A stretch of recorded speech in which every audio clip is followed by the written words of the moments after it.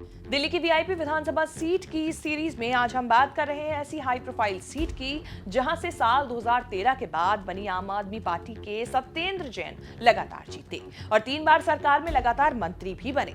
आम आदमी पार्टी जिस स्वास्थ्य क्रांति का दावा करती है उसका जनक सत्येंद्र जैन को ही बताती है, लेकिन एक वो दौर भी आता है जब सत्येंद्र जैन को भ्रष्टाचार के मामले में जेल जाना पड़ा। 27 महीने जेल में बिताने पड़ते हैं। हालांकि फिलहाल वो जमानत पर बाहर है और सीधा चुनावी मैदान में है।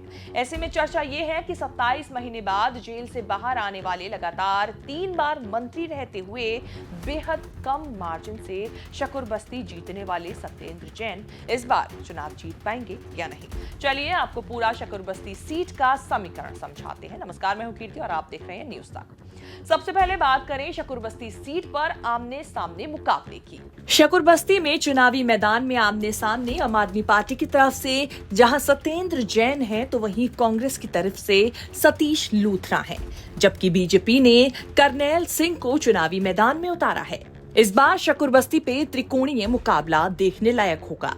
तो वही बात अगर पिछले 3 चुनावों की जाए तो पिछले 3 चुनावों में कौन जीता, अगर इस पर हम बात करें तो 2013 में आम आदमी पार्टी के सत्येंद्र जैन ही यहां से विजयी हुए थे, जिन्हें वोटों का जो मार्जिन मिला था वो 7062 वोटों का 2013 में मिला था। 2015 की अगर हम बात करें तो 2015 में भी सत्येंद्र जैन ने ही जीत हासिल की। 3133 वोटों के मार्जिन से सत्येंद्र जैन 2015 में जीते। तो वहीं 2020 में भी सत्येंद्र जैन जीते थे 7592 वोटों के मार्जिन से। बात अगर साल 2020 में हुए विधानसभा चुनाव के नतीजों की जाए तो वो कुछ इस तरह थे। साल 2020 में ओखला सीट के नतीजे अगर हम देखें तो आम आदमी पार्टी के सत्येंद्र जैन को 51,165 वोट मिले थे। बीजेपी के एससी वत्स को 43,553 वोट मिले थे। कांग्रेस के देवराज अरोड़ा को 3,382 वोट मिले।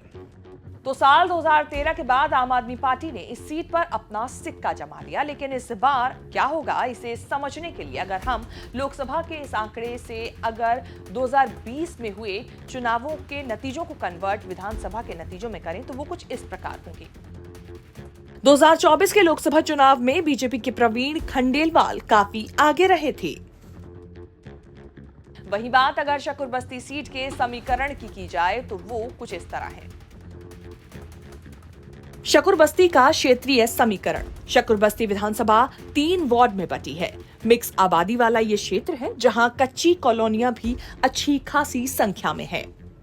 शकरबस्ती का जातीय समीकरण पर अगर नजर डालें तो यहाँ 14% पंजाबी वोटर, 12% वैश्य वोटर, 6% ब्राह्मण, 7% गुर्जर, 6% जाट, 12% दलित, 5% मुस्लिम और 15% प्रवासी वोटर हैं।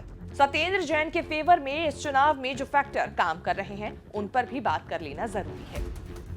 सत्येंद्र जैन के फेवर में जो फैक्टर काम कर सकते हैं, सियासी कद का इस बार सत्येंद्र जैन को फायदा मिल सकता है। लगातार 3 बार आखिर उन्होंने जीत दर्ज की है। लोगों के बीच बात और फिर मंत्री बने तो विकास होगा।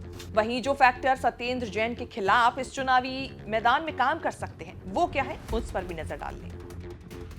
सत्येंद्र जैन के खिलाफ जो फैक्टर काम कर सकते हैं, लोकसभा चुनाव में बीजेपी शकरबस्ती विधानसभा में आगे रही थी। 2022 के निगम चुनावों में आप शकरबस्ती के 3 वार्ड पर हार गई थी। सत्येंद्र जैन पर भ्रष्टाचार के आरोप लगे, 27 महीने तक जेल में रहना पड़ा। जेल जाने से छवि को नुकसान हुआ ही, इलाके में जनता के काम भी नहीं हुए। 11 साल की सत्ता विरोधी लहर भी है। आपकी लहर के बावजूद सत्येंद्र जैन बेहद कम मार्जिन से 3 बार जीते।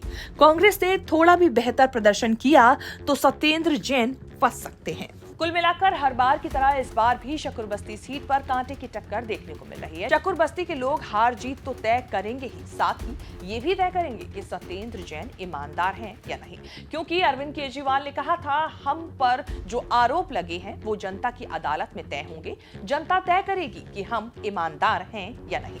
तो ये रिपोर्ट आपको कैसी लगी? दिल्ली की वीआईपी सीटों को लेकर इस सीरीज में आपकी क्या राय है? आप अगली सीट किस बारे में देखना चाहते हैं? कमेंट सेक्शन में जाके जरूर बताएं। इस तरह की खबरें आगे भी देखने के लिए बने रहें न्यूज़ तक के साथ।